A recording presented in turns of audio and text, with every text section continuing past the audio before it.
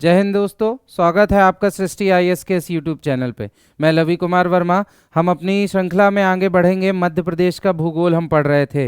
इसके पहले हम पढ़ चुके थे मध्य प्रदेश में वन, उसका भाग 1 पढ़ा था। आज हम उसी के भाग दूसरे को पार्ट 2 को स्टार्ट करेंगे। इसके पहले हमने जो प्रश्न देखे थे मध्य प्रदेश के वनों से जुड़े हुए, वो बहुत ही महत्वपूर्ण थे। उनमें से जो कुछ बचे थे आज हम इस स्लाइड में, आज की हम क्लास में उन्हें कवर करेंगे। चलिए आइए स्टार्ट करते हैं। पहला क्वेश्चन, मध्य प्रदेश में देश के कुल भाग संख्या का कितने प्रतिशत वन पाया जाता है? कितने प्रतिशत वन पूरे भारत का जो भाग है उसमें से मध्य प्रदेश में कितना भाग पाया जाता है वनों का? ऑप्शन दिया हुआ है हमारे पास 22%, फिर दिया है 14%, 20% और 24%। हमें इसका उत्तर बताना है। इसका सही उत्तर क्या होगा? कुल भारत का जो हमारा हिस्सा है वो कितना आएगा? कुल भारत का हमारा आता है 22% हिस्सा मध्य प्रदेश में पाया जाता है वनों का। चलिए अगला प्रश्न देखते हैं। मध्य प्रदेश सरकार ने हाल ही में कठीवाड़ा में राष्ट्रीय अभयारण्य बनाने की स्वीकृति दी है। कठीवाड़ा किस जिले में आता है? एक नया राष्ट्रीय अभयारण्य वाइल्ड लाइफ सेंचुरी बनाने की बात की गई है। तो ये वाइल्ड लाइफ सेंचुरी कहाँ पे बनाई जानी है, किस जिले में बनाई जानी है? इसी के साथ याद रखेंगे कुछ चीज़ें हैं।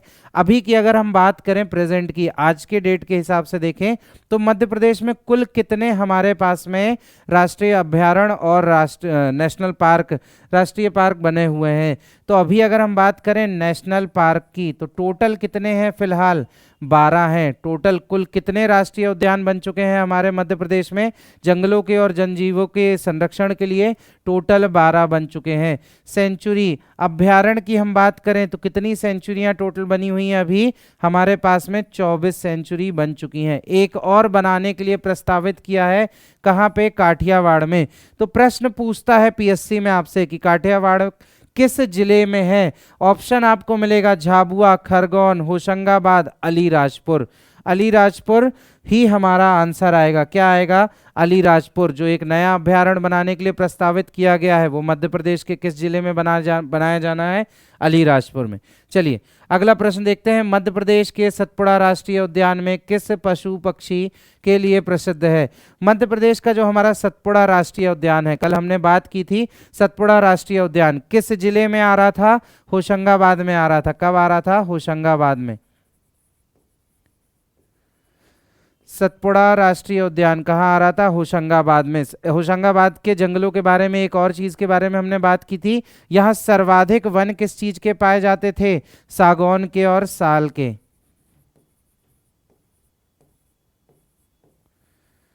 सागौन और साल। इसी के साथ दो चीजें और याद रखनी है। सागौन का सबसे बड़ा उत्पादक जो राज्य था वो कौन सा था? मध्य प्रदेश था। साल का भी क्या था? मध्य प्रदेश था। साल के बारे में एक और चीज हमने देखी थी। साल किस उपयोग में आता है? किस उद्योग में साल की लकड़ी का प्रयोग किया जाता है? कहाँ किस उद्योग में किया जाता है? हमने देखा था, इसी में हमने रेलवे के स्लीपर बनाने में, रेलवे स्लीपर। एक और चीज देखी थी, ये रेलवे स्लीपर बनाने का एक प्रश्न और आता है कि रेलवे स्लीपर बनाने का कारखाना मध्य प्रदेश में कहाँ है? तो हमने देखा था बुधनी में। कहाँ पे था? सीहोर में था। कहाँ था? सीहोर में। चलिए तो इसी के साथ हम अपने प्रश्न में आते हैं। अब हमसे प्रश्न पूछ रहा है इसी सतपुड़ा राष्ट्रीय उद्यान, ये जो सतपुड़ा राष्ट्रीय उद्यान है इसमें ये किस पशु या पक्षी के लिए बहुत ज़्यादा प्रसिद्ध है? ऑप्शन दिया है हमारा सोन चिड़िया के लिए, बाघों के लिए, खरमौर पक्षी के लिए या कृष्ण मृगों के लिए। सोन चिड़िया की अगर हम बात करें तो सोन चिड़िया के लिए अलग से 2 अभयारण्य मध्य प्रदेश में बनाए गए। ठीक। बाघों के लिए बहुत प्रसिद्ध है हमारा बांधवगढ़, बांधवगढ़ राष्ट्रीय उद्यान, और दूसरा हमारा बहुत ज्यादा प्रसिद्ध है कौन सा? कान्हा किसली। कान्हा किसली। अगर हम बात करें खरमौर पक्षी तो हम इसके बारे में देख चुके हैं। खरमौर पक्षी के लिए अलग से एक अभयारण्य बनाया गया था। लेकिन अगर हम बात करते हैं सतपुड़ा में तो वो किस चीज के लिए बहुतायत, पशु की बहुतायत वहां पे पाई जाती है? कृष्ण मृग। किसकी पाई जाती है? कृष्ण मृगों के लिए। चलिए अगला प्रश्न देखते हैं। निम्नलिखित में से किन स्थानों पर 50% से भी अधिक वन पाए जाते हैं? निम्नलिखित में से किस स्थानों पर 50% से भी, मतलब ये जो जिले दिए हुए हैं बालाघाट, होशंगाबाद, हरदा और खंडवा, इनमें से कौन सा ऐसा जिला है जहां पे हमें क्या मिलते हैं, वन। इन पूरे जिलों के जो क्षेत्रफल है उसमें 50% से अधिक में क्या पाए जाते हैं, वन पाए जाते हैं। ऑप्शन हमारे पास में है बालाघाट, होशंगाबाद, हरदा और खंडवा। अगर हम देखें आज के डेटा, प्रेजेंट के डेटा से देखें, अभी रिसेंट की फॉरेस्ट रिपोर्ट के हिसाब से देखा जाए तो इसका जो सही आंसर आना चाहिए, वो सही आंसर क्या आना चाहिए, इन सभी में, all of the above, all of the above. इन सभी जिलों में क्या मिलता है, हमें जो वन मिलते हैं इन सभी जिलों के क्षेत्रफल का कुल 50% मिलता है। थोड़ी सी चीजें याद करते हुए चलेंगे। बालाघाट, मध्य प्रदेश में सबसे अधिक वन कहाँ मिलता था हमें, सबसे अधिक वन बालाघाट में। किस जिले में मिलता था, बालाघाट में। होशंगाबाद के बारे में हम बात कर चुके हैं। होशंगाबाद में हमारा क्या मिलता है, होशंगाबाद में Satpura national park. Satpura national park के अलावा और होशंगाबाद में हमने एक और चीज देखी थी, क्या देखी थी, बोरी घाटी देखी थी, बोरी वैली। ये एक सेंचुरी भी है, बोरी घाटी वन्यजीव अभ्यारण्य भी है, ठीक है। अगर हम बात करें खंडवा की तो खंडवा बहुत फेमस है। खंडवा में एक कौन सा हमारे पास में है, खंडवा में एक और राष्ट्रीय उद्यान है जिसको हम जानते हैं ओमकारेश्वर के नाम से। ओमकारेश्वर के नाम से खंडवा में जो राष्ट्रीय उद्यान मिलता है वो किस नाम से प्रसिद्ध है, ओमकारेश्वर के नाम से। हरदा में भी बहुत ज्यादा वन मिलते हैं। तो हमारा आंसर क्या हो जाएगा, ऑल ऑफ द अबव, यह सभी। अगला प्रश्न देखते हैं। मध्य प्रदेश के उन भागों में शुष्क कटीले वन पाए जाते हैं जहां पर वर्षा, हमने इसके पहले एक वीडियो में बात की थी जब आपको पढ़ाया जा रहा था कि जो हमारे वन हैं वो 3 पार्ट में हमने बांटे थे। कौन से 3 पार्ट में बांटे थे, उनमें से एक हमारा था शुष्क उष्ण कटिबंधीय शुष्क पर्णपाती वन की हमने बात की थी। अब हमारे पास प्रश्न है कितनी वर्षा वाले क्षेत्र में ऐसे वन पाए जाते हैं। तो आपको याद होना चाहिए, हमने आपको बताया था, अभी अगर ऑप्शन से देखना हो तो कितना, 75 सेंटीमीटर से कम वाले क्षेत्र में, 50 सेंटीमीटर से कम वाले क्षेत्र में, 100 सेंटीमीटर से कम वाले क्षेत्र में, या फिर 125 सेंटीमीटर वर्षा से कम वाले क्षेत्र में हमारा पाया जाता है क्या, शुष्क एवं कटीले वन। कटीले वनों, शुष्क और कटीले वनों के बारे में हमने बताया था क्या, ये मिलेंगे आपको 75 सेंटीमीटर रेनफॉल से कम वाले क्षेत्र में। एक और इसकी खासियत बताई थी, इन वृक्षों के जो पत्ते होंगे वो कैसे होंगे, छोटे होंगे। और एक चीज होगी इन वृक्षों की खासियत, इसमें क्या उगे होंगे, कांटे उगे होंगे। एक और चीज हमने बात की थी, ये वृक्ष ऐसे हुए क्यों, इनकी पत्तियां छोटी क्यों हो गई या इनमें कांटे क्यों आ गए, क्योंकि वर्षा कम होने के कारण जमीन में, मिट्टी में जो नमी है वो बहुत कम होती है, मिट्टी में नमी कम होती है। तो ऐसे हमारे वृक्षों को पानी लंबे समय तक उपयोग करने के लिए उनकी पत्तियों का साइज हमेशा छोटा मिलेगा और पत्तियों को बचाने के लिए क्या मिल जाएंगे, कटीले वृक्ष मिल जाएंगे। तो हमारा आंसर क्या हो जाएगा, 75 सेंटीमीटर से भी कम। कितना हो जाएगा, 75 सेंटीमीटर से भी कम। चलिए अगला प्रश्न देखते हैं। निम्नलिखित में से कौन सा जिला शुष्क कटीले वनों से संबंधित नहीं है। याद रखेंगे कौन सा संबंधित नहीं है। इसके पहले हमने देखा था कौन सा हमारा ऐसा जिला है जो किससे है, जो जहां पास पे कटीले वन मिलते हैं। कटीले वन के लिए हमारे पास जो रेनफॉल है या वर्षा की अगर हम बात करें तो कितनी वर्षा से कम मिलता है, तो हमने आंसर देखा था 75 सेंटीमीटर से कम। जिस भी क्षेत्र में 75 सेंटीमीटर से कम वर्षा होगी उन्हीं क्षेत्रों में क्या मिलेंगे, हमें कटीले वन देखने के लिए मिलेंगे। तो अब हमारा आंसर ऑप्शन है हमारे पास में ग्वालियर है, मुरैना है, शिवपुरी है और इंदौर है। तो हमने एक और चीज देख रखा है, सबसे कम वर्षा कहाँ होती थी, हमने पढ़ा हुआ है सबसे कम वर्षा हमें मिली थी भिंड में। कहाँ मिली थी, भिंड में। अब इसी के पास का एक जिला है क्या, मुरैना। तो हमारा उत्तर क्या हो जाएगा, मुरैना। कहाँ हो जाएगा, मुरैना। चलिए अगला प्रश्न देखते हैं इसी के साथ में। मध्य प्रदेश में सागवान वृक्षों से सागौन वृक्षों का बहुल्यता किन जिलों में प्राप्त होती है? मध्य प्रदेश के वो कौन से जिले हैं जहां सर्वाधिक जो वृक्ष पाए जाते हैं? वो किसके मिलते हैं? हमें सागौन के मिलते हैं। ऑप्शन देखते हैं। होशंगाबाद पहला ऑप्शन है, होशंगाबाद, जबलपुर, बैतूल और सागर। दूसरा है मंदसौर, ग्वालियर और शिवपुरी, रीवा, सतना, पन्ना, दमोह और या फिर हमारा उपयुक्त सभी। तो हमें देखना है सागौन सबसे अधिक कहाँ मिलती है। सागौन के बारे में थोड़ी सी चर्चा करते हैं। सागौन के जो सर्वाधिक हमें मिलते हैं, क्या मिलते हैं? वन मिलते हैं। वो किस क्षेत्र में मिलते थे? सर्वाधिक मिलते थे हमें सतपुड़ा रेंज के आसपास वाले वनों में, सतपुड़ा पर्वत के आसपास वाले क्षेत्रों में मिलते थे। अगर हम बात करें जिलों की, तो ये जिले भी कहाँ आने चाहिए? इसी क्षेत्र के आसपास चाहिए। तो होशंगाबाद आपका यहाँ है, जबलपुर इधर है, सागर यहाँ पास पे है, बैतूल यहाँ मिलने वाला है। तो इस प्रकार से हमारा आंसर कहाँ आ जाएगा? बना लेते हैं इसमें होशंगाबाद, आपका सागर, फिर उसके बाद में जबलपुर और आपका बैतूल। ठीक, तो हमारा ऑप्शन क्या हो जाएगा? सही आंसर क्या हो जाएगा? ए। सागौन जो सबसे अधिक वृक्ष मिलते हैं मध्य प्रदेश में, किन जिलों में मिलते हैं, किन जिलों में इनकी बहुल्यता मिलती है? वो मिलती है होशंगाबाद, जबलपुर, बैतूल और सागर में।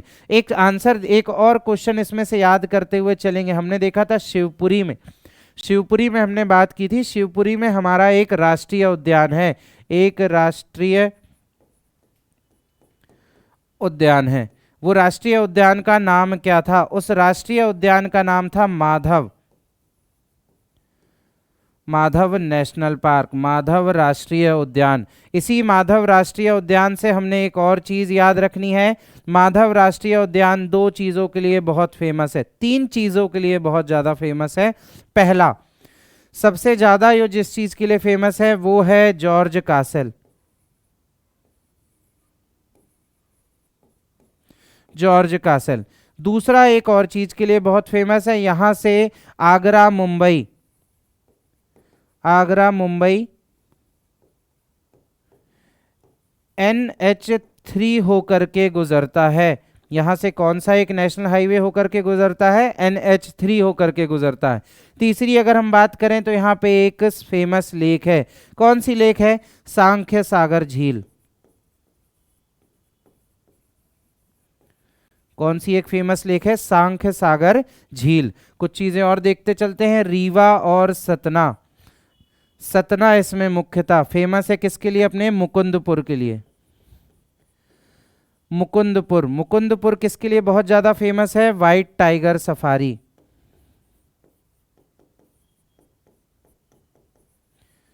White tiger safari. चलिए, एक प्रश्न के साथ हमने तीन और प्रश्नों के तीन और अलग अलग कुछ और अलग प्रकार के प्रश्न देख लिए। अगले प्रश्न की तरफ चलते हैं। बहुत इंपॉर्टेंट है आपके लिए मध्य प्रदेश में वन पढ़ना। क्यों? क्योंकि मध्य प्रदेश भारत का एकमात्र ऐसा राज्य है जहां सर्वाधिक वन पाए जाते हैं, इसलिए इससे क्वेश्चन आने के हमारे चांसेस काफी बढ़ते हैं। चलिए अगला प्रश्न देखते हैं। सागौन वृक्षों के लिए औसत वर्षा कितनी होनी चाहिए? अगर हम बात करें औसत वर्षा, एवरेज रेनफॉल की बात करें तो कितनी ज़रूरत होती है कि हमारे सागौन के वृक्ष अच्छे से उग सकें? 75 से 125 सेंटीमीटर, 25 से 75 सेंटीमीटर, 125 से 200 या तो उपयुक्त सभी। तो हम देख लेते हैं रेनफॉल की। हमने बताया था आपको सर्वाधिक जो सागौन के वृक्ष मिल रहे थे वो कहाँ मिल रहे थे? जबलपुर,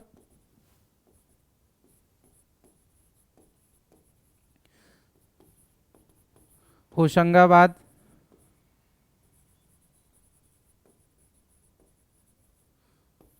बैतूल और हमारा सागर। ये हमने अभी पिछले प्रश्न में देखा था।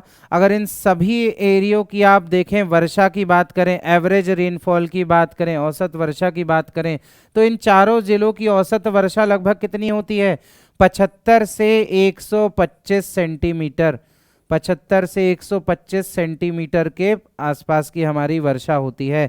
सागौन के वृक्षों में अगर वृक्ष कहीं ऐसी जगह नहीं लगते जहां पास पे क्या हो, पानी कम गिरे, क्योंकि अगर आपने सागौन का वृक्ष देखा होगा तो आपको पता होंगे उसके पत्ते काफी बड़े होते हैं, गर्मी के समय में उसके काफी पत्ते गिर भी जाते हैं। तो ये कहाँ किस जगह पे प्राप्त होंगे, जहां पास पे वर्षा अच्छी होगी। और हमारे यहाँ अधिक से अधिक वर्षा कितनी होती है, वैसे तो सर्वाधिक वर्षा हमने देखी थी 199 सेंटीमीटर, ये केवल कहाँ हो रही थी, पचमढ़ी में।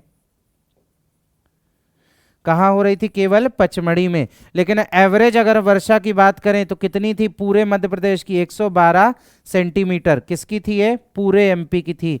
तो इसी के बीच का ऑप्शन हमारे पास में क्या है, 75 से 125 सेंटीमीटर। तो हमारा उत्तर क्या हो जाएगा दोस्तों, हमारा उत्तर हो जाएगा 75 से 125 सेंटीमीटर। चलिए अगला प्रश्न देखते हैं। अगला प्रश्न है, मध्य प्रदेश में अखबारी कागज बनाने का कारखाना किस जगह पर स्थित है। अखबारी कागज, जिनसे अखबार बनाए जाते हैं, ये कारखाना किस जगह पे स्थित है। पहली चीज बात कर लेते हैं कि ये अखबारी कागज बनाया किस चीज से जाता है। तो ये बनाया जाता है किससे, बांस से। किससे बनाया जाता है, बांस से। बांस का उपयोग करके उसकी लुगदी बनाई जाती है, उस लुगदी से इस अखबार का कागज तैयार किया जाता है। उसी कागज को अलग अलग प्रिंटिंग प्रेसेस में भेज के अखबार बनाने का कार्य होता है। तो अब हमारे पास है कि कहाँ पे है, तो भोपाल में है, जबलपुर में है, कटनी में है या नेपा नगर में है। आंसर बताते जाइए, आंसर क्या होना चाहिए इसका हमारा, तो इसका आंसर होगा हमारा नेपा नगर। इसका उत्तर क्या हो जाएगा, नेपा नगर। इस बांस से जुड़ी हुई कुछ चीजें याद करते चलते हैं। ये बांस बहुत इंपॉर्टेंट है मध्य प्रदेश के लिए, क्योंकि जो 3 प्रकार के सबसे ज्यादा जो पेड़ या पौधे हम बात करें मिलते हैं, वो किसके मिलते हैं, सागौन के, साल के और बांस के। पूरे भारत में सर्वाधिक बांस कहाँ मिलता है, मध्य प्रदेश में सबसे ज्यादा,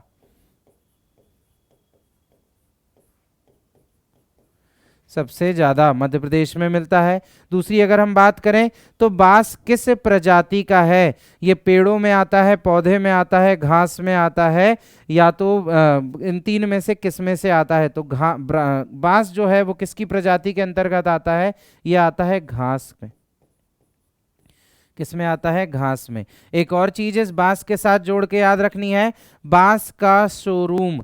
बांस का शोरूम मध्य प्रदेश के किस जिले में बनाया गया है। तो बांस का शोरूम बनाया गया है कहाँ पे, इंदौर में। किस जिले में बनाया गया है, इंदौर में। ठीक है। और एक और चीज इससे याद करनी है, सर्वाधिक जो मध्य प्रदेश में बांस मिलता है वो किस जिले में मिलता है, बालाघाट में।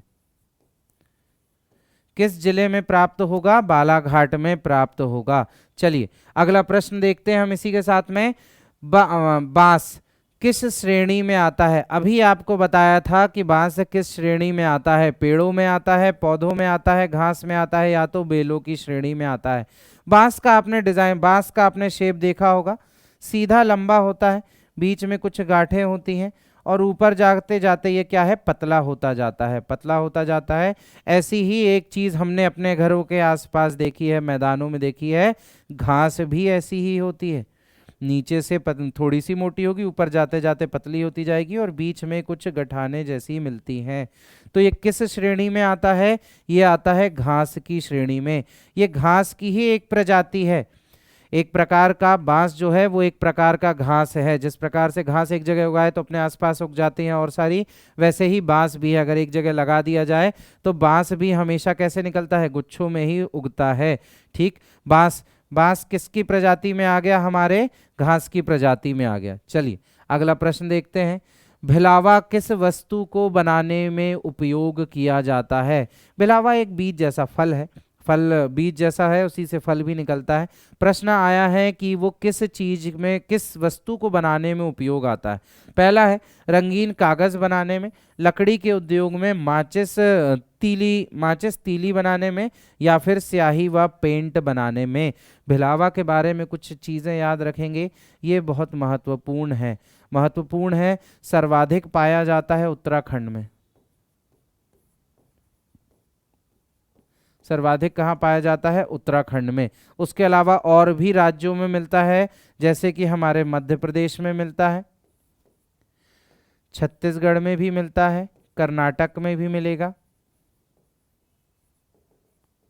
और एक जगह मिलता है वो है अरुणाचल प्रदेश।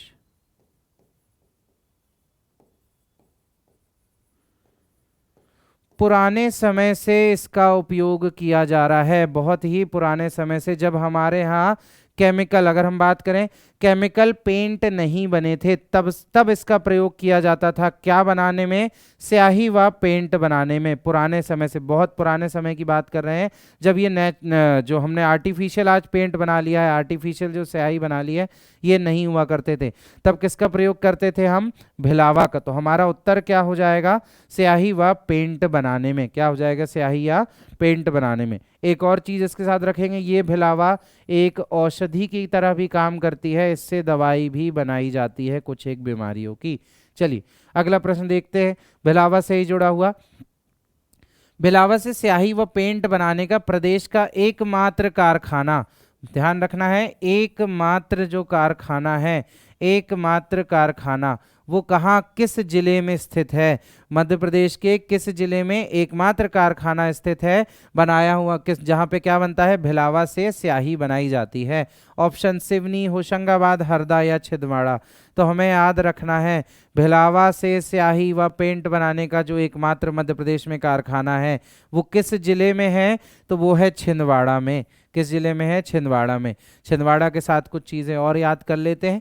छिंदवाड़ा हमारे पास ऑप्शन में आया है, छिंदवाड़ा से जुड़े हुए 3 फैक्ट बहुत महत्वपूर्ण हो जाते हैं। पहला, छिंदवाड़ा में एक राष्ट्रीय उद्यान लगता है, वनों से जुड़े सभी प्रश्न देख रहे हैं तो हमें देखना पड़ेगा, एक राष्ट्रीय उद्यान का हिस्सा इसमें आता है।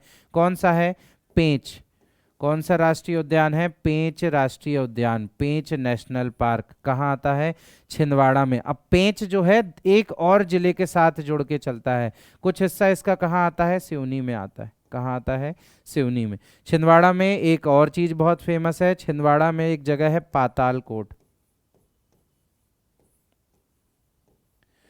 पातालकोट में हमें मिलती है एक जनजाति, पातालकोट में एक जनजाति है जो पूरे भारत में आदिम जनजातियों में आती है, यह आज भी पुराने तरीके से रहते हैं। ये जनजाति कौन सी है? भारिया। आपने सुना होगा पातालकोट के भारिया, आपने सुन रखा होगा पातालकोट के भारिया। तो ये पातालकोट के भारिया, पातालकोट कहाँ हमें मिलता है? छिंदवाड़ा में। एक और चीज मिलती है छिंदवाड़ा में, क्या मिल जाती है? वो हमारा पेंच नेशनल पार्क। क्या मिल जाता है? पेंच नेशनल पार्क। इसी के साथ चलिए आगे चलते हैं, अगला प्रश्न देखते हैं। अगला प्रश्न है हमारा, मध्य प्रदेश राज्य वन विकास निगम के कार्य एवं उद्देश्य।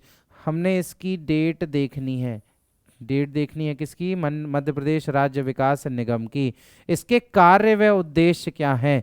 तो हमारे पास ऑप्शन में दिए, क्या काम करता है ये, किस लिए बनाया गया था, तो क्या क्या काम कर सकता है उनके ऑप्शन देखने हैं। पहला, लुगदी पेपर बेस संबंधित उद्योगों के लिए संसाधन व्यवस्था करना, जहां पास पे भी लुगदी के बारे में थोड़ी सी बात समझ लीजिए। लुगदी ये क्या है? पेड़ों का पल्प कहा जाता है। पेड़ों को, जिन पेड़ों से कागज बनाया जाता है, जिन भी पेड़ों से, चाहे वो बांस हो या यूकेलिप्टस हो, उनको पीस करके बिल्कुल ही पतला पल्प बनाया जाता है, उन्हीं से क्या बनते हैं? कागज। तो इसका एक काम क्या है? एक काम क्या हो सकता है? लुगदी पेपर बेस संबंधित उद्योगों के लिए संसाधन, मतलब ऐसे उद्योग जहां पास पे पेपर बनता हो लुगदी से, उनके लिए संसाधन या रॉ मटेरियल, कच्चे माल की व्यवस्था करना। अगला है, कास्ट आधारित उद्योग हेतु कच्चे माल की व्यवस्था करना। कास्ट उद्योग का मतलब क्या है? कास्ट उद्योग मतलब लकड़ी से बनाई जाने वाली चीजें, लकड़ी से बनाए जाने वाले अलग अलग जो चीज़ें बनाई जाती हैं, चाहे वो डेकोरेशन की हो या घर में यूज़ की हो, उसके लिए भी कच्चे माल की व्यवस्था करना। अगला है, वन उपज का आर्थिक दृष्टि से दोहन करना। वन में जो भी उगाया जा रहा है और अगर वो इकोनॉमिक वैल्यू उसकी है और अधिक उगाया जा रहा है, जिससे हम राज्य की अपनी इकोनॉमी को बढ़ावा दे सकते हैं, उसे देखना। या तीनों, आखिरी में क्या दिया हुआ है? उपयुक्त सभी। तो हमारे पास आंसर क्या आएगा? जो मध्य प्रदेश राज्य वन विकास निगम का कार्य है, पहला कार्य, आंसर क्या आएगा? उपयुक्त सभी। पहला कार्य क्या हो गया? लुगदी पेपर बेस संबंधित उद्योगों के लिए संसाधनों की व्यवस्था करना। दूसरा हो गया कास्ट आधारित उद्योगों के लिए कच्चे माल की व्यवस्था करना। और तीसरा, वन उपज का आर्थिक दृष्टि से दोहन करना। ये सभी कार्य कौन करता है? मध्य प्रदेश राज्य वन विकास निगम। चलिए अगला क्वेश्चन देखते हैं हम। प्रदेश का दूसरा वन राजकीय वन वन राजकीय महाविद्यालय 1980 में कहाँ आरंभ किया गया था? पहला कहाँ बना था? पहला बना था बालाघाट में। कब बना था? 1979 में बना था। अब दूसरा कहाँ बनाया गया? 1980 में। कहाँ बनाया गया दूसरा? दूसरा बनाया गया, ऑप्शन है भोपाल, इंदौर, मंडला और आपके पास में क्या है? बैतूल। तो हमारा आंसर क्या हो जाएगा? बैतूल। भोपाल में हमने देखा था क्या? वन फॉरेस्ट मैनेजमेंट का था। किसका था? फॉरेस्ट मैनेजमेंट का।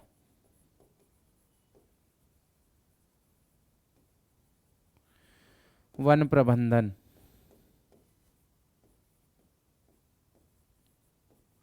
वन प्रबंधन संस्थान कहाँ पास पे था? भोपाल में था। इंदौर में हमने एक चीज पढ़ी थी क्या? बांस का शोरूम।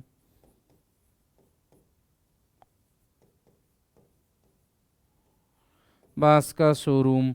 मंडला में हमें क्या देखने के लिए मिलता है? कान्हा किसली।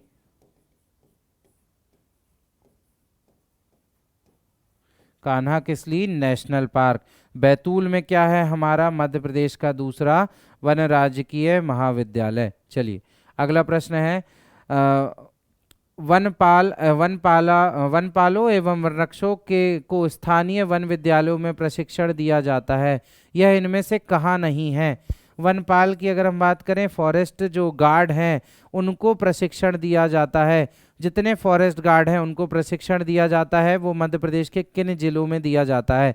प्रश्न दो प्रकार से आ सकता है, किन जिलों में दिया जाता है, और एक और क्या आ सकता है जो हमारे पास सामने दिया हुआ है, इनमें से कौन सा एक जिला नहीं है? तो अगर हमें तीन जिले पता होंगे तो चौथा हम आंसर आराम से लगा सकते हैं। तो बात करते हैं कहाँ पास पे नहीं हो सकता है। तो अगर हम देखें लखनादौन में है forest guard training centre. Amarkantak, जी हाँ अमरकंटक में भी क्या है? Forest guard training centre. Shivpuri में भी है क्या? Forest guard training centre. तो हमारा सही आंसर क्या हो जाएगा? क्योंकि हमको पूछा है नहीं मिलता है, नहीं मिलता है, तो सही आंसर क्या हो जाएगा? मुल्ताई। मुल्ताई कहाँ किस जिले में आता है? बैतूल में आता है। कहाँ आता है? बैतूल में। बैतूल मुल्ताई के पास से एक और चीज याद रखनी है, वनों के लिए इंपॉर्टेंट है क्योंकि वनों को नदियों से बहुत पानी मिलता है। इसी मुल्ताई के पास से कौन सी एक नदी निकलती है? चंबल निकलती है। कौन सी एक नदी यहां से निकलती है? चंबल नदी निकलती है। कौन सी नदी निकलेगी? चंबल नदी निकले, सॉरी चंबल नदी नहीं,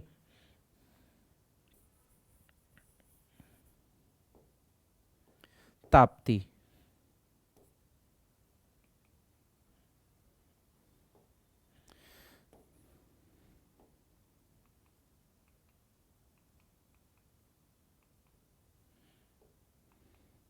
एक मिनट रुकेंगे। ताप्ती नदी निकलती है, ठीक है। चलिए अगला प्रश्न देखते हैं। नई वन नीति के अनुसार किसी भी भौगोलिक क्षेत्र का कुल भूमि का कितना प्रतिशत क्षेत्र वन क्षेत्र में होना चाहिए? जो हमारी नई वन नीति है उसके अनुसार किसी भी भौगोलिक क्षेत्र के कुल भूमि का कितने प्रतिशत क्षेत्र किस में होना चाहिए? वन क्षेत्र में होना चाहिए। कितना होना चाहिए? जो हमारी वन नीति है ज्योग्राफी के हिसाब से, भूगोल के हिसाब से देखें तो किसी भी क्षेत्र का इकोसिस्टम डेवलप करने के लिए या इकोसिस्टम में बैलेंस बनाए रखने के लिए बहुत जरूरी होता है कि उसके कुल क्षेत्र में कुल हिस्से के कितने भाग में हो? वन होने चाहिए। तो कितने हिस्से में होने चाहिए? 33.3% में। कितने हिस्से में होने चाहिए? 33.3% में। 23.6% बहुत अधिक हो जाता है, ये बहुत कम हो जाता है, ये दोनों बहुत ज़्यादा हो जाते हैं। अगर इतने क्षेत्र में, आधे से ज़्यादा क्षेत्र में अगर जंगल होंगे तो हमारा रह पाना, हम वहाँ पे कम रहेंगे, जनसंख्या जो मनुष्यों की है वो कैसी होगी? कम होगी। लेकिन मिनिमम जो है, मिनिमम जो होना चाहिए, कितने प्रतिशत हमें वन बचाए रखना है उन क्षेत्रों में? 33%। इस 33% वन को अगर हम बचाए रखते हैं तो हमें उससे फायदा क्या होता है? हमारा एनवायरनमेंट, हमारा वातावरण साफ बना रहता है, वातावरण साफ बना रहेगा। इसके अलावा दूसरी और क्या चीज? वन जीवों या हम बात करें प्रकृति के साथ हमारा बैलेंस हमेशा बराबर से बना रहेगा। अगला क्वेश्चन देखते हैं, अवैध कटाई एवं शिकार। अवैध कटाई एवं शिकार को रोकने के लिए स्ट्राइक फोर्स कहाँ बनाई गई थी? अवैध कटाई, जंगलों में सागौन की लकड़ी की तस्करी की जाती है अभी भी, अब तो बहुत जगह पे कम हो गया है, लेकिन पहले बहुत ज़्यादा हुआ करती थी। अवैध कटाई, बिना किसी को पता चले पेड़ काट के बाहर बेचे जाते थे, जानवरों को मार के उनकी खाल के लिए, उनकी हड्डियों के लिए, उनके दांत के लिए अवैध शिकार बहुत ज़्यादा किया जाता था। उसको रोकने के लिए मध्य प्रदेश सरकार ने एक स्ट्राइक फोर्स का गठन किया था। तो हम बात करते हैं किस जिले में किया था? आंसर है, ऑप्शन है आपके पास में, होशंगाबाद हरदा में, मऊ इंदौर में, बालाघाट या मंडला में, या फिर हमारे पास क्या है, भोपाल और सागर में। तो हमारा आंसर क्या होगा, याद रखना है, मैनेजमेंट की हमने बात की थी जब हमने वन प्रबंधन का कार्यालय देखा था, तो कहाँ देखा था? भोपाल में। ये भी किसके अंतर्गत आता है? मैनेजमेंट के, फॉरेस्ट मैनेजमेंट के अंदर ही आता है, वन प्रबंधन के अंदर ही आता है। तो हमारा इसी के साथ आंसर क्या हो जाएगा? अवैध कटाई एवं शिकार को रोकने के लिए स्ट्राइक फोर्स। स्ट्राइक फोर्स कहाँ बनाई गई थी? भोपाल में। आंसर क्या हो जाएगा हमारा? भोपाल। ठीक है, चलिए अगला प्रश्न देखते हैं। मध्य प्रदेश के जबलपुर में वन अनुसंधान केंद्र की स्थापना किस पंचवर्षीय योजना के तहत की गई थी? कुछ प्रमुख हमारे यहाँ मध्य प्रदेश के अलग अलग जिलों में, अलग अलग क्षेत्रों में अलग अलग अनुसंधान केंद्र बनाए गए हैं। जैसे जबलपुर में हमने देख रखा है क्या? TFRI, TFRI tropical forest research institute.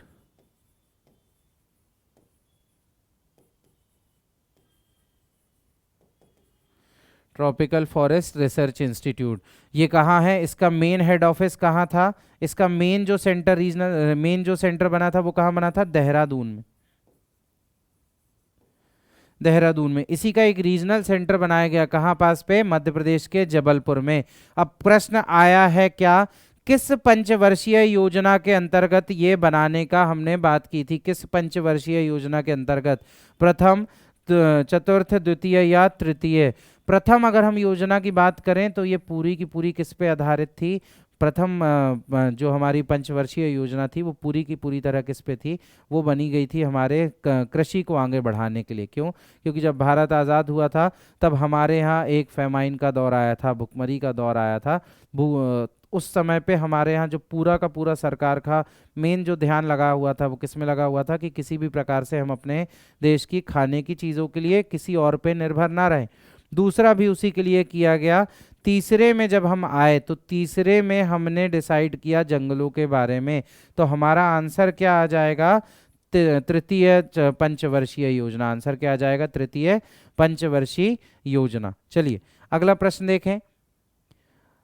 वनों पर आधारित उद्योगों पर जोर किस योजना के अंतर्गत दिया था? वनों पर आधारित उद्योग, उद्योगों की अगर हम बात करें इंडस्ट्री की, तो इंडस्ट्री को रॉ मटेरियल के हिसाब से कुछ अलग अलग प्रकार से बांटा जाता है। इनमें से एक प्रकार है आपका फॉरेस्ट बेस्ड, एग्रो बेस्ड या तो फॉरेस्ट बेस्ड, जहां जिन उद्योगों का कच्चा माल, रॉ मटेरियल कहाँ से हमें प्राप्त होता हो? जिन उद्योगों का कच्चा माल, रॉ मटेरियल कहाँ से मिले हमें? जंगल से मिले, फॉरेस्ट से। अब ये कैसे उद्योग हो सकते हैं? ये दवाई मेडिसिन से जुड़े हो सकते हैं, लकड़ी वुड से जुड़े हो सकते हैं, और कौन कौन से हो सकते हैं? और भी हमारे कुछ बहुत सारे उद्योग हैं जो सीधे सीधे जंगल से जुड़े होते हैं। अलग अलग औषधियाँ बनाई जाती हैं, अलग अलग प्रकार की लकड़ी बनाई जाती हैं, अलग अलग काम के लिए हमारे वो मिलता है। तो हम बात करते हैं तो किस योजना के अंतर्गत किया गया था ऐसा? तो ऑप्शन है हमारे पास 5वीं योजना, 6वीं योजना, 8वीं योजना या 7वीं योजना। तो 7वीं पंचवर्षीय योजना के अंतर्गत हमने किस पे जोर दिया था? वनों पर आधारित उद्योगों पर जोर देने की बात की थी। चलिए अगला क्वेश्चन देखते हैं हम। अगला प्रश्न है, मध्य प्रदेश के किस राष्ट्रीय उद्यान में वन प्राणी संरक्षण हेतु प्रशिक्षण सुविधा उपलब्ध है? कौन सा ऐसा राष्ट्रीय उद्यान है जहां पे क्या है? अलग से वन प्राणी संरक्षण हेतु प्रशिक्षण सुविधा है। वन में पाए जाने अलग अलग प्राणियों को संरक्षण के लिए अलग से एक ट्रेनिंग दी जाती है। वो सुविधा मध्य प्रदेश के किस राष्ट्रीय उद्यान में स्थित है? तो बांधवगढ़ ऑप्शन है, बांधवगढ़ राष्ट्रीय उद्यान, फॉसिल राष्ट्रीय उद्यान, माधव राष्ट्रीय उद्यान या फिर कान्हा राष्ट्रीय उद्यान। तो हम बात कर लेते हैं, हमने माधव के बारे में बात कर चुके हैं, बाकी के 3 के बारे में कुछ चीजें याद करते हुए चलते हैं। बांधवगढ़ की अगर बात करें तो बांधवगढ़ बहुत फेमस राष्ट्रीय उद्यान है। पहला, किस लिए फेमस है?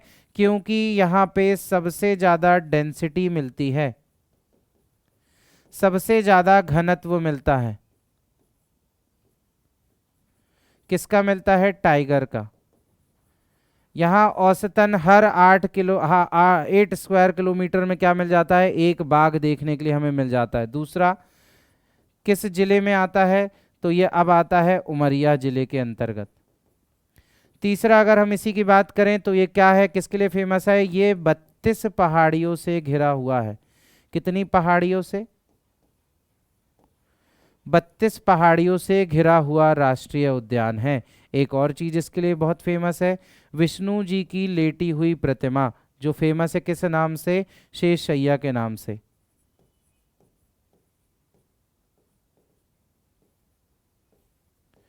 ठीक, ये बात हो गई कुछ किससे? बांधवगढ़ राष्ट्रीय उद्यान से जुड़ी हुई। अब हम बात कर लेते हैं फॉसिल राष्ट्रीय उद्यान। तो फॉसिल राष्ट्रीय उद्यान हमारे यहाँ कितने हैं? 2 हैं। 2 अलग अलग हैं, दोनों जगह अलग अलग प्रकार के फॉसिल या जीवाश्म पाए जाते हैं। फॉसिल या जीवाश्म क्या होते हैं? बहुत पुराने समय में ऐसी कुछ, जैसे हमने देखा है डायनासोर के फॉसिल मिलते हैं, पुराने पेड़ पौधों के फॉसिल मिलते हैं। ये पुराने समय से जो अब सेव हो गए हैं, बचे हुए हैं वैसे ही, लेकिन फॉसिल के रूप में बचे हुए हैं। ये 2 जगह मध्य प्रदेश में मिलते हैं। पहला कहाँ मिलता है? तो पहला है डिंडौरी में। ये कैसा है? पादप है। मतलब यहाँ पे जो फॉसिल मिलते हैं, जो जीवाश्म मिलते हैं, वो किसके मिलते हैं? पेड़ों के। दूसरा है कहाँ पे? धार में। धार में, धार का जो फॉसिल पार्क है उसका नाम है बाघ जीवाश्म पार्क।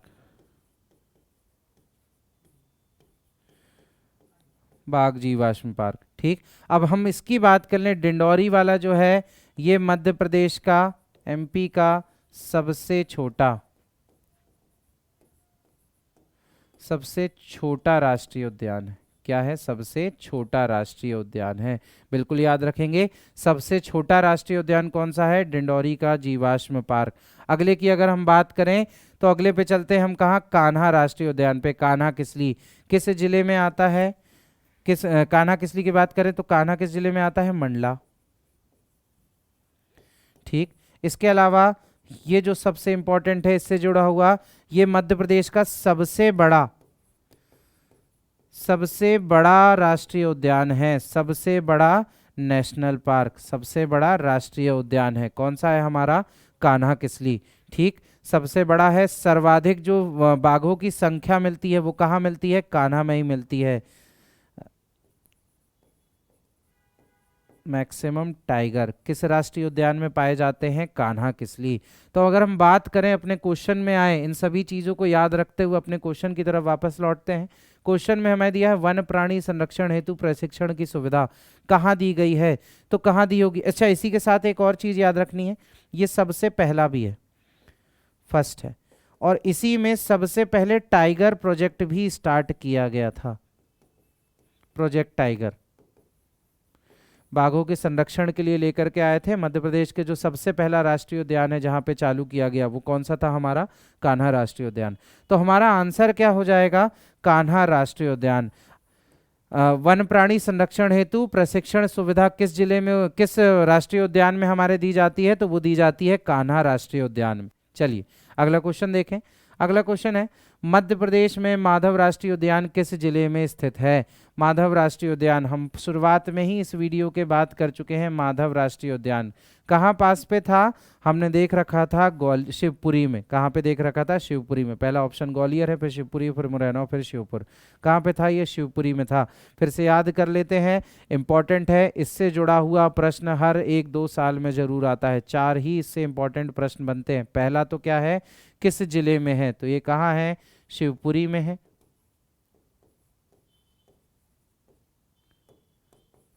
दूसरा, किन चीजों के लिए फेमस है? एक है सांख्य सागर लेक,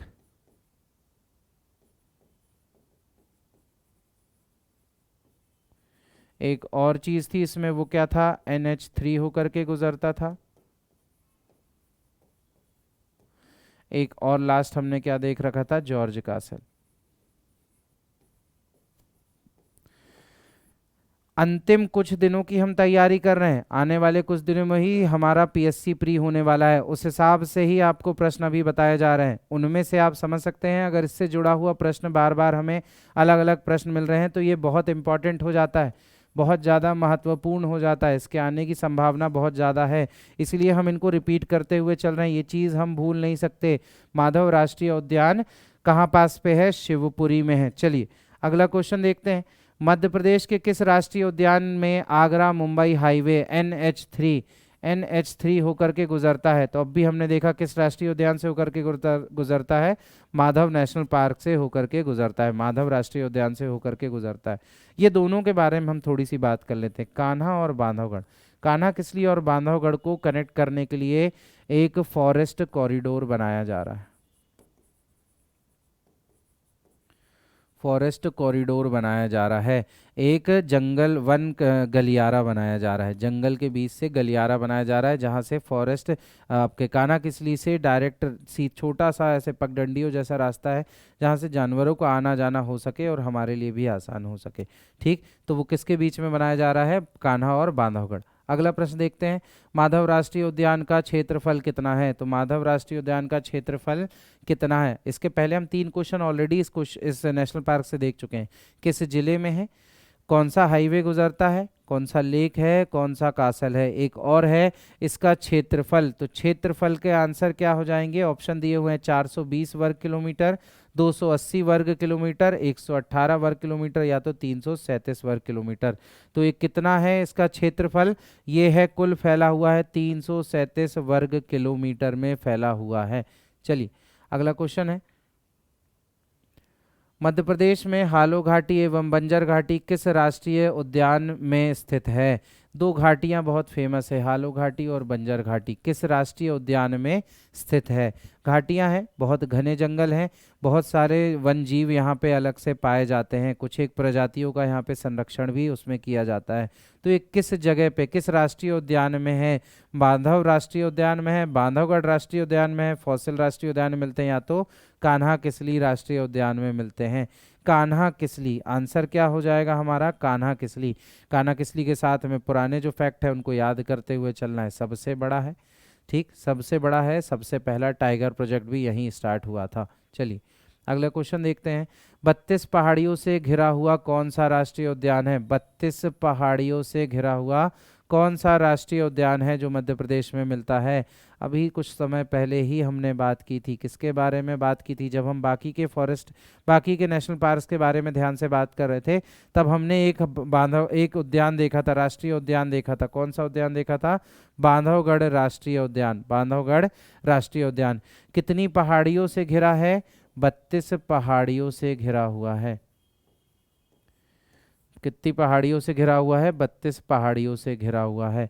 बहुत खूबसूरत है, ठंड के समय में जाने में बेस्ट टाइम होता है, सबसे अच्छा समय होता है।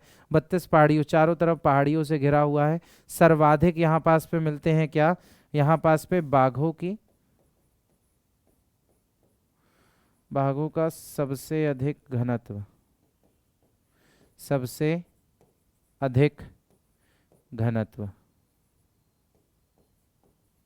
सबसे ज्यादा क्या मिलती है? डेंसिटी मिलती है। ठीक है, चलिए अगला क्वेश्चन देखते हैं हम, मध्य प्रदेश के कान्हा किसली राष्ट्रीय उद्यान कुल कितने वर्ग किलोमीटर में फैला हुआ है? कान्हा किसली राष्ट्रीय उद्यान का क्षेत्रफल कितना है, कितना एरिया है इसका? ऑप्शन में 750 वर्ग किलोमीटर, 810 वर्ग किलोमीटर, 890 वर्ग किलोमीटर या 940 वर्ग किलोमीटर। तो हमें याद रखना है, जब भी हम बात करें कान्हा किसली की, तो ये मध्य प्रदेश का सबसे बड़ा है, सबसे बड़ा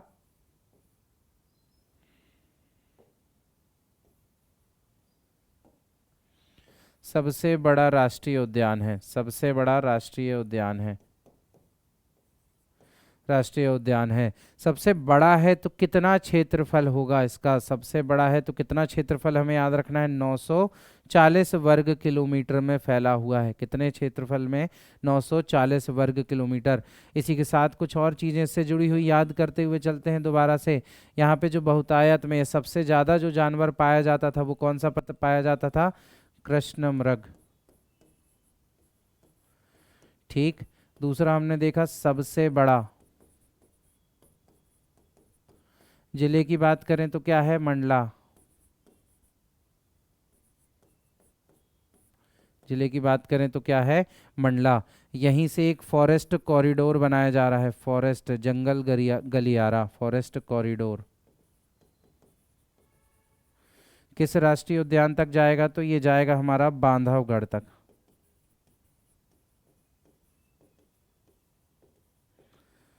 बांधवगढ़ नेशनल पार्क तक जाएगा। ठीक।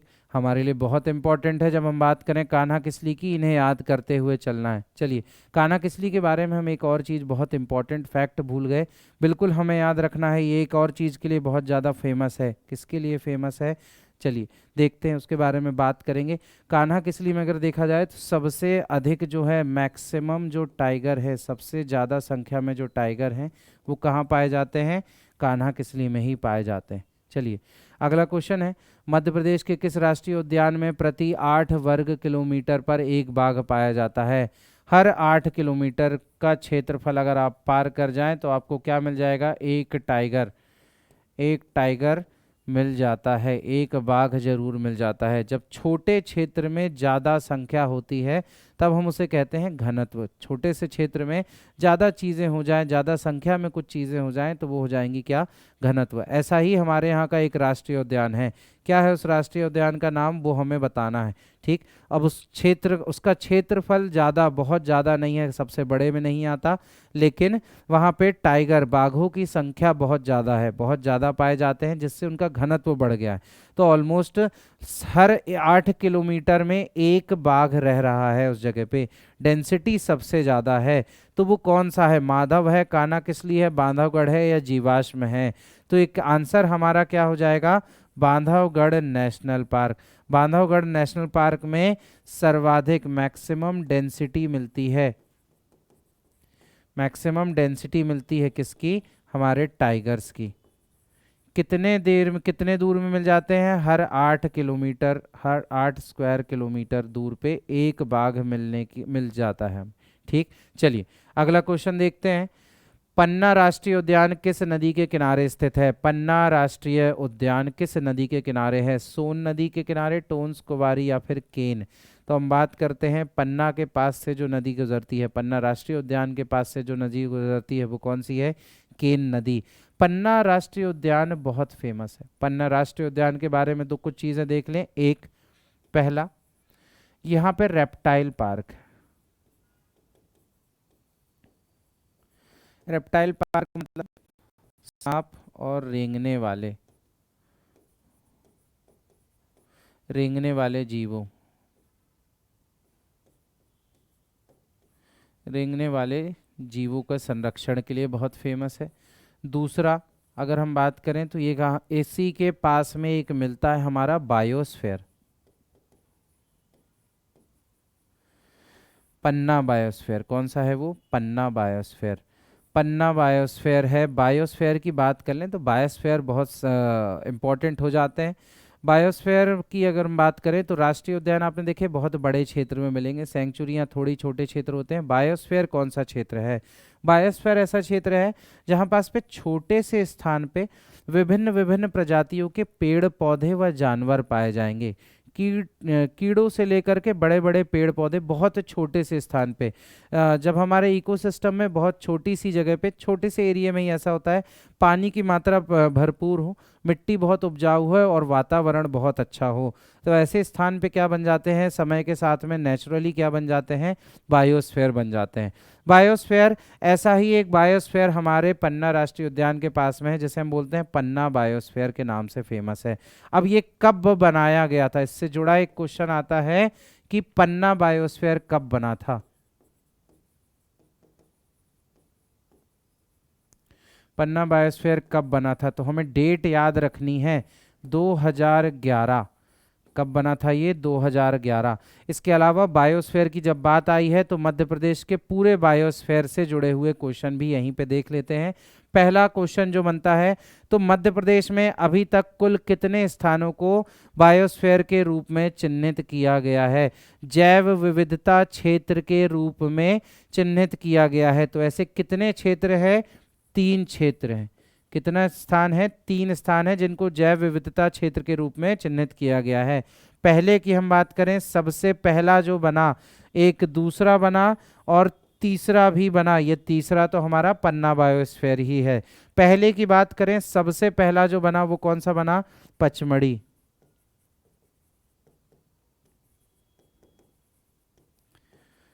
पचमढ़ी बायोस्फीयर बना। अब बात आती है पचमढ़ी बायोस्फीयर बना तो किस वर्ष में बनाया गया? तो हमें डेट याद रखनी है, 1999। ठीक, कब बनाया गया ये? 1999 में। सन 99 की बात है जब पचमढ़ी बायोस्फीयर को बनाया गया। अब देखिए, बायोस्फीयर के बारे में आपको बताया था, अभी जस्ट बताया था क्या, कि यहाँ पे वर्षा अच्छी होती होगी, मिट्टी अच्छी होगी और आपकी जलवायु भी अच्छी होगी। तो उस कंडीशन में एटमॉस्फेयर अच्छा होने के कारण यहाँ पे विभिन्न विभिन्न प्रकार के पेड़ पौधे मिलेंगे, तितलियाँ मिलेंगी, कीड़े मिलेंगे, अलग अलग प्रकार के जानवर भी मिलेंगे, चिड़िया भी मिलेंगी। बहुत ज़्यादा जैव विविधता देखने के लिए मिलती है एक छोटे से क्षेत्र में। उसी को हम क्या बोलते हैं? बायोस्फीयर बोलते हैं। पचमढ़ी से अगर याद हो आपको तो हमने कभी ना कभी पढ़ा होगा क्या, यहाँ पास पे सबसे ज़्यादा क्या होती है? रेनफॉल होती है, वर्षा सबसे ज़्यादा होती है। 199 सेंटीमीटर के आसपास रेनफॉल हो जाती है। वर्षा 199 सेंटीमीटर, पानी बहुत अच्छा गिर गया। पूरा पहाड़ी क्षेत्र है, मनुष्यों का आना जाना बहुत कम है, तो मिट्टी बहुत अच्छी हो गई और अपने आप आसपास की प्रकृति बहुत अच्छी हो गई। तो इस क्षेत्र में क्या डेवलप हो गया समय के साथ में? बायोस्फीयर, जैव विविधता क्षेत्र डेवलप हो गया। चलिए दूसरे की बात करें, दूसरा जो बनाया गया वो बना अमरकंटक। अमरकंटक अचानक मार्ग, बायोस्फीयर।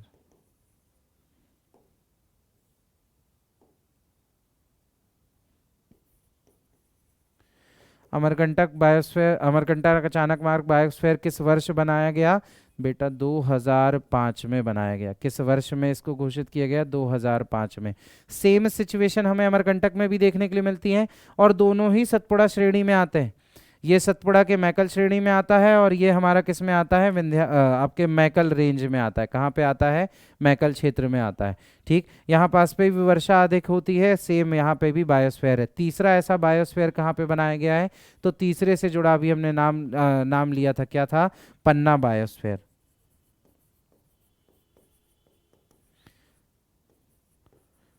पन्ना जैव विविधता क्षेत्र, ये कब बनाया गया? अभी आपको बताया 2011 में। कब बनाया गया ये? 2011 में। ठीक है, चलिए याद रहेगा ये कुछ जुड़ी हुई चीज़ें पन्ना के साथ में। तो ये पन्ना राष्ट्रीय उद्यान किस नदी के किनारे है? हमें याद रखना है, केन नदी के किनारे है। किस नदी के किनारे है? केन नदी के किनारे है। इसी नदी के पास में क्या बना हुआ है? पन्ना बायोस्फीयर बना हुआ है, पन्ना जैव विविधता क्षेत्र बना हुआ है। एक और चीज़, ये दोनों जो हैं, पचमढ़ी बायोस्फीयर और अमरकंटक बायोस्फीयर, यूनेस्को की लिस्ट में शामिल हैं। यूनेस्को की लिस्ट में शामिल हैं। ठीक है, सभी याद रखेंगे इसको। चलिए अगला प्रश्न देखते हैं हम। नेक्स्ट क्वेश्चन है, पादप एवं जीवाश्म के लिए कौन सा राष्ट्रीय उद्यान प्रसिद्ध है? पादप मतलब पेड़ों के जो जीवाश्म मिलते हैं, पेड़ों के जीवाश्म जो मिलते हैं वो कहाँ मिलते हैं? पेड़ों के जीवाश्म किस स्थान पर मिलते हैं? उसमें जो राष्ट्रीय उद्यान बनाया गया है वो किस राष्ट्रीय उद्यान को बोलते हैं? तो पहला है माधव, दूसरा है कान्हा किसली, तीसरा है बांधवगढ़ और चौथा है फॉसिल। तो ये फॉसिल नेशनल पार्क है। क्या है? Fossil national park. अब ये फॉसिल नेशनल पार्क है किस जिले में? डिंडौरी में है। कहाँ है? डिंडौरी में। एक और चीज़ है इसके साथ में, ये कैसा है? सबसे छोटा है, सबसे छोटा, स्मॉलेस्ट है। कितना क्षेत्रफल है इसका? 0.47 स्क्वायर किलोमीटर का है, केवल आधे स्क्वायर किलोमीटर से भी कम क्षेत्रफल में है। मध्य प्रदेश का सबसे छोटा है। यहाँ पे फॉसिल कैसे मिलते हैं? पेड़ों के मिलते हैं। कैसे मिलते हैं? पेड़ पौधों के फॉसिल मिलते हैं। चलिए अगला क्वेश्चन देखते हैं हम। वन विहार राष्ट्रीय उद्यान किस जिले में स्थित है? वन विहार राष्ट्रीय उद्यान किस जिले में स्थित है? भोपाल में स्थित है। कहाँ पास पे स्थित है? भोपाल में। ये फैक्चुअल क्वेश्चन है, फैक्ट सीधे ही पूछा जाता है कौन सा राष्ट्रीय उद्यान कहाँ पास पे है। बाकी के जितने इंपॉर्टेंट थे उनके हमने क्वेश्चन के साथ कवर करते चले हैं। जैसे कान्हा किसली मंडला में देख लिया, सतपुड़ा नेशनल पार्क हमने कहाँ देख लिया? होशंगाबाद में। उमरिया में देख लिया हमने बांधवगढ़, और शिवपुरी में आपका देख लिया क्या? शिवपुरी में देख लिया आपका माधव नेशनल पार्क। चलिए अगला क्वेश्चन है, मध्य प्रदेश में खरमौर पक्षी के संरक्षण के लिए कौन सा एक वन जीव अभ्यारण्य बनाया गया है? खरमौर पक्षी इंपॉर्टेंट पक्षी है, बहुत विलुप्ति की कगार से इसे दोबारा से बचाया गया है। इसके संरक्षण के बिना ये धीरे धीरे समय के साथ विलुप्त होते जा रहे थे, क्योंकि घने जंगलों में मिलते हैं। और दूसरी चीज़ एक और थी, इनका समय के साथ में क्या होता जाता था? धीरे धीरे इनकी जनसंख्या कम होती जा रही थी। इनके संरक्षण के लिए दो अलग से हमने क्या बनाए? वन जीव अभ्यारण्य बना दिए। कौन से दो बना दिए? कौन से दो वन जीव अभ्यारण्य है? दो वन जीव अभ्यारण्य हमें बनाने लगे। जिन जगह पे ये नेचुरली मिलते थे उन क्षेत्रों को हमने क्या कर दिया? कंजर्व कर दिया, रिजर्व कर दिया कि वहाँ पे अब कोई जाएगा आएगा नहीं, इंसानों का आना जाना कम हो जाए, इनको पकड़ना पूरी तरह से प्रतिबंधित हो गया। उस क्षेत्र में लकड़ी काटने से, पेड़ पौधों को काटने से मना कर दिया गया, संरक्षण के लिए मेनली। तो आंसर ऑप्शन हमारे पास है बोरी एवं सिंधौरी, रालापानी और कूनो पालनपुर, घाटी गांव एवं कटरा, या सैलाना और सिरदारपुर। तो हमें आंसर याद रखना है। आंसर क्या आएगा हमारा? सैलाना या सिरदारपुर। ये दोनों वन जीव अभ्यारण्य हैं जिनको किसके संरक्षण के लिए बनाया गया है? खरमौर पक्षी के लिए। किसके लिए? खरमौर पक्षी के लिए। इन दोनों के बारे में भी थोड़ी सी बात कर लें। सैलाना किस जिले में आता है? रतलाम में आता है। सिरदारपुर कहाँ पे आता है? तो हमारे रायसेन में आता है। एक चीज़ याद रखनी हमें, रतलाम के साथ में थोड़ा सा याद करके चलेंगे। रतलाम कुछ चीज़ों के लिए बहुत फेमस है। इसको एक रतलाम को नाम भी दिया गया है, ये मध्य प्रदेश का अंगूर जिला है।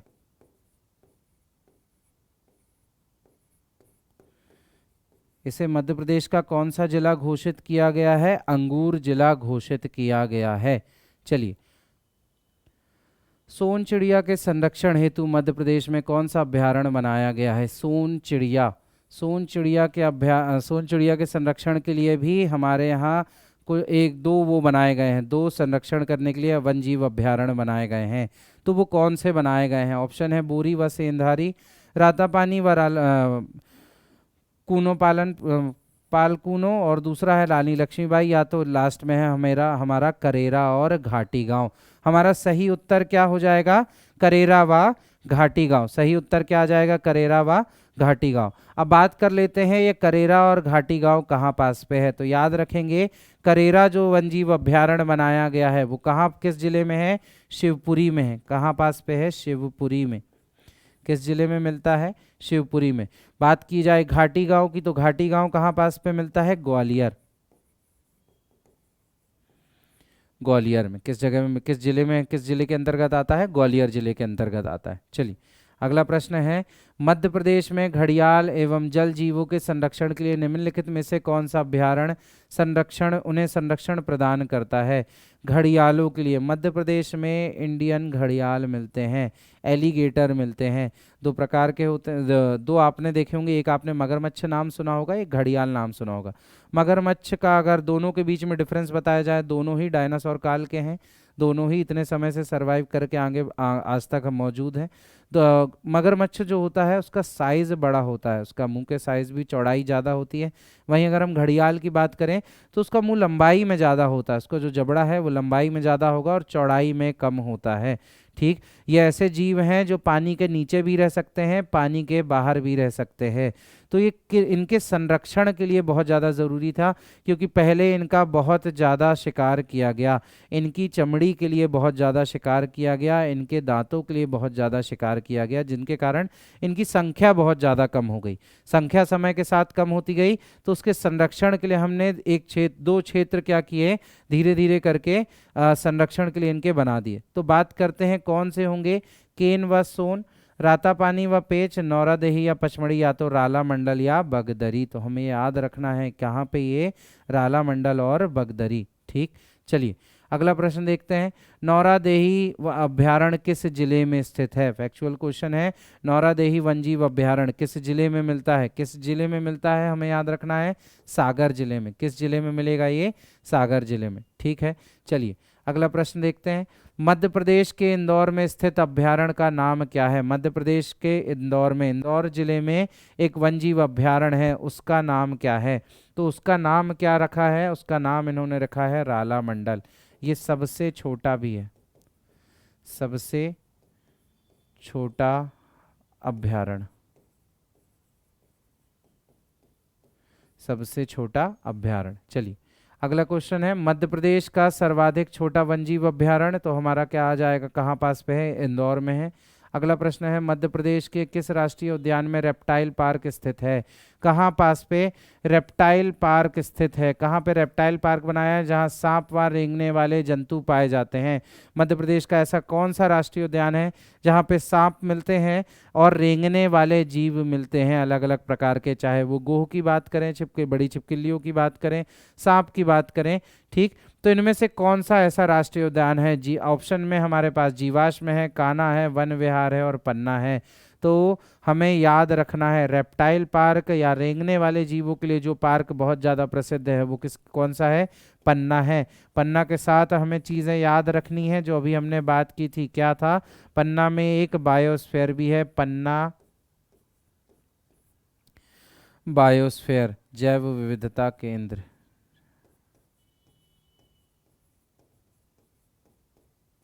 जैव विविधता क्षेत्र किस नदी के किनारे था, वो भी हम प्रश्न देख चुके हैं। और किसके लिए बहुत फेमस है, हमने देखा सांपों के लिए। ठीक चलिए पन्ने के साथ एक और चीज़, ये किसके लिए बहुत फेमस है? और डायमंड के लिए। यहाँ पास पे भारत की, पूरे भारत का एक लौता ऐसा जिला है जहाँ पास पे, मध्य प्रदेश की बात नहीं कर रहे हैं, पूरे भारत का एक लौता ऐसा क्षेत्र है, एक लौता ऐसा जिला है जहाँ से क्या क्या मिलते हैं? हमें पन्ना मिलते हैं, हीरे मिलते हैं। चलिए अगला क्वेश्चन है, मध्य प्रदेश के किस राष्ट्रीय उद्यान में सफ़ेद शेर पाए जाते हैं? कौन सा ऐसा राष्ट्रीय उद्यान है जहाँ सफ़ेद शेर पाए जाते हैं? कान्हा किसली में, बांधवगढ़ में, पेंच में या फिर पन्ना में? तो किस राष्ट्रीय उद्यान में सफ़ेद शेर पाए जाते हैं? हमें याद रखना है बांधवगढ़ में। किसमें? बांधवगढ़ में। मध्य प्रदेश के किस राष्ट्रीय उद्यान का विस्तार महाराष्ट्र के नागपुर जिले में भी है?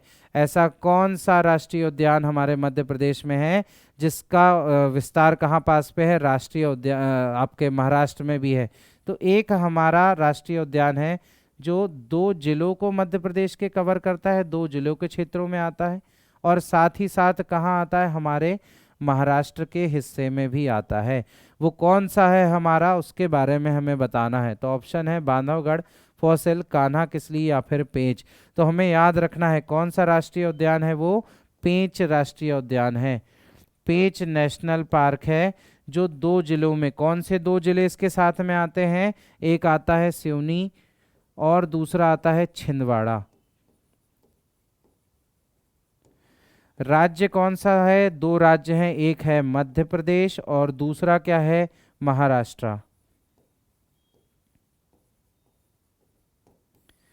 इसका एक और नाम है, इसका एक और नाम है, ये किस नाम से जाना जाता है? प्रियदर्शनी।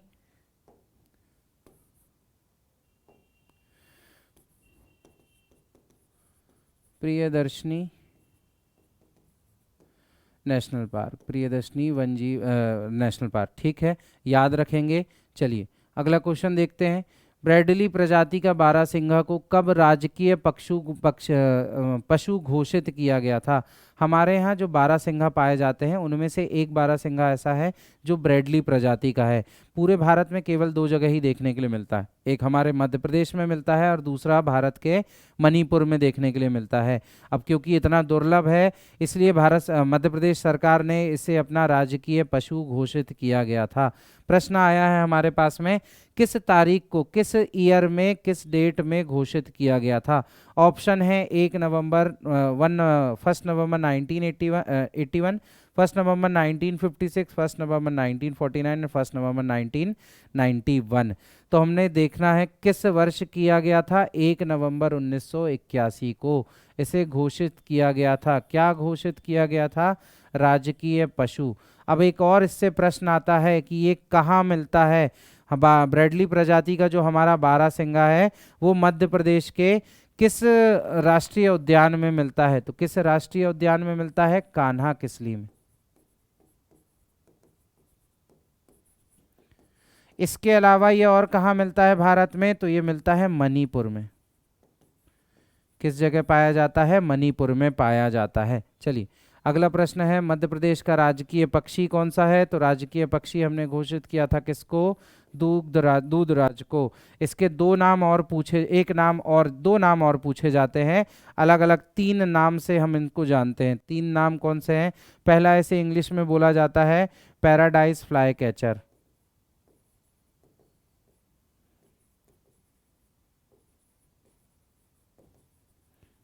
एक और नाम है, वो क्या है? शाह बुलबुल।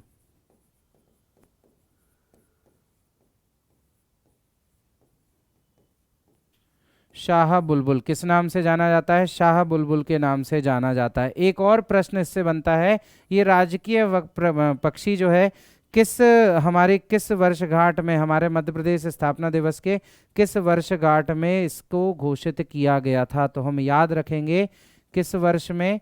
25वीं वर्षगांठ में हमने इसको घोषित किया था। हमारा मध्य प्रदेश दिवस किस दिन आता है? हमारा मध्य प्रदेश स्थापना दिवस कब है? 1 नवंबर को हर साल हम मनाते हैं। कब मनाते हैं? 1 नवंबर को। चलिए अगला क्वेश्चन देखते हैं हम। दूधराज को मध्य प्रदेश के किस वर्षगांठ पर राजकीय पक्षी घोषित किया गया था? 25वीं वर्षगांठ पर घोषित किया गया था। नेक्स्ट क्वेश्चन है, विंड फ्लावर पक्षी किस प्रदेश में कहाँ पाए जाते हैं? ये पक्षी की प्रजाति मध्य प्रदेश में किस जगह पर पाई जाती है? नर्मदा के किनारे पाई जाती है, पचमढ़ी के महादेव पर्वत के आसपास, सतपुड़ा पर्वतीय क्षेत्र में, या विंध्याचल पर्वतीय क्षेत्र में? तो हमें याद रखना है ये जो विंड फ्लावर पक्षी है ये मुख्यतः क्या करते हैं? ये प्रवासी पक्षी हैं। ये ठंडियों के समय रशिया के क्षेत्र से उड़ करके कहाँ आते हैं? मध्य भारत में आते हैं। भारत में आते हैं तो मध्य प्रदेश के किस क्षेत्र में पाए जाते हैं? तो ये नर्मदा नदी के किनारे, पूरी नर्मदा नदी के किनारे पूरी ठंड के समय आपको ये पक्षी देखने के लिए मिलते हैं। ठीक है, चलिए मध्य प्रदेश के पर्यटन बोर्ड का गठन किस वर्ष किया गया था? मध्य प्रदेश पर्यटन बोर्ड का काम है, आपको अगर नेशनल पार्क किसी भी वन जीव अभ्यारण्य में घूमना हो तो इसी बोर्ड के माध्यम से आपका क्या होता है? टिकट अंदर जाने की बुक की जाती है। मध्य प्रदेश पर्यटन बोर्ड का गठन किस वर्ष किया गया था वो पूछा गया है। ऑप्शन में 12 जुलाई 2005, 12 जून 2005, 5 जून 2005 या फिर 5 जुलाई 2006। तो हमें आंसर याद रखना है किस वर्ष इसका गठन किया गया था? 12 जुलाई 2005 को इसका गठन किया गया था। कब किया गया था? 12 जुलाई 2005 को। चलिए अगले प्रश्न की तरफ चलते हैं। एशियाई शेरों को बसाए जाने के लिए योजना किस अभ्यारण्य में चलाई गई थी? एशियाई शेरों की बात कर लें, ये जो एशियाटिक लायन है,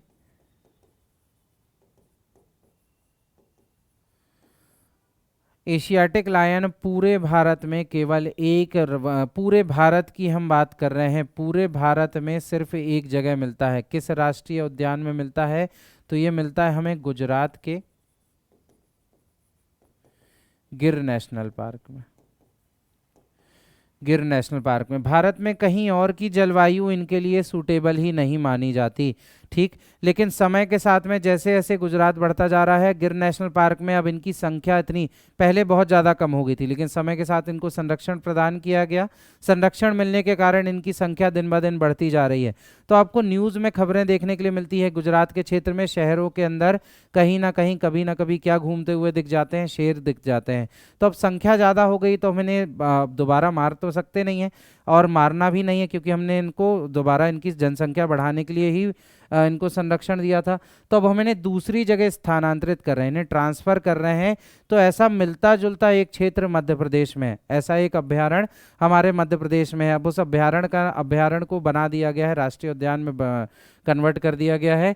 वो अभ्यारण्य कौन सा है? ऑप्शन में बोरी अभ्यारण्य है, रातापानी है, नौरादेही है और कूनो पालनपुर है। तो हमें याद रखना है एशियाटिक लायन को कहाँ लाया जा रहा है? कूनो पालनपुर राष्ट्रीय उद्यान में लाया जा रहा है। अगला प्रश्न देखते हैं, मध्य प्रदेश के किस जिले में किस जिले में गौ अभ्यारण्य बनाया गया? किस जिले में गौ अभ्यारण्य बनाया गया है? तो मध्य प्रदेश का एकमात्र जो गौ अभ्यारण्य बनाया गया है वो किस जिले में मिलता है? किस जिले में मिलता है? हमें आंसर हमेशा याद रखना है, आगर मालवा में।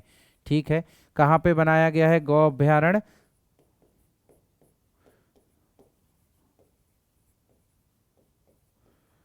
आगर मालवा में। किस जिले में है? आगर मालवा में।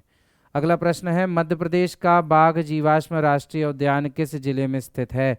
अब हम बात कर रहे हैं बाघ जीवाश्म राष्ट्रीय उद्यान की। इसके पहले हमने सिर्फ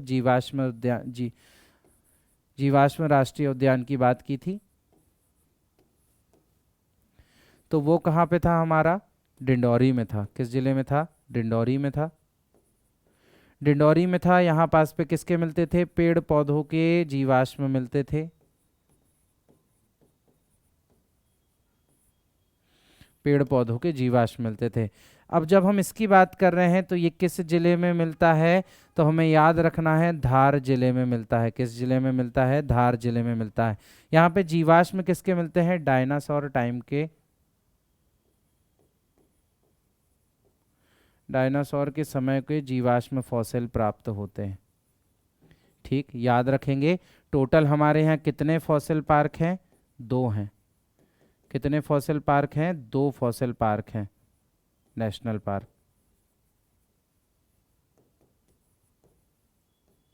एक कहाँ है? एक है डिंडौरी में, जो कि सबसे छोटा है, स्मॉलेस्ट है।